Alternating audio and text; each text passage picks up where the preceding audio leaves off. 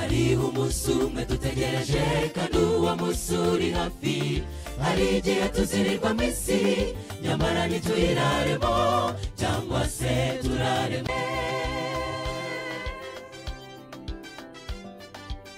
Haleluya. Ko mwakonje cyane bimeze bite? Murwanye imbeho, muririmbane natwe maze turwanye imbeho. Twese turirimbe tujye gusubiramo iyi refure.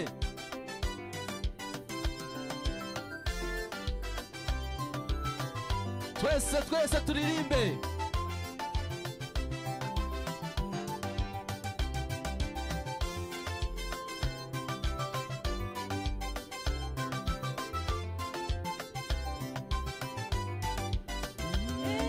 Tuzatembera turi kumwe nawe uwo mwami w'icyubahiro tuzaririmba tumusanganira uwo Yesu aje tuzimana nawe iteka muri Yerusalemu nshya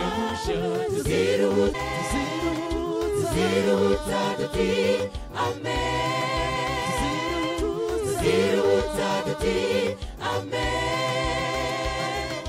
Ariko abana b'Imana ubwoko bwatoranijwe tuziruhutsa duti amen.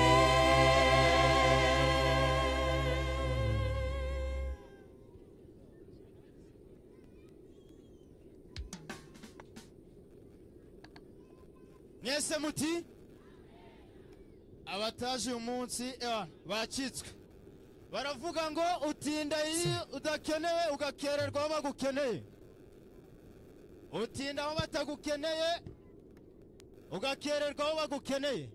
Reka twumve umubwiriza mu minota mike cyane. Izina ry'Imana rihimbazwe. Nshaka kureba amaboko y'abantu banezerewe banejejwe n'iki gitaramo. Imana ibaha umugisha.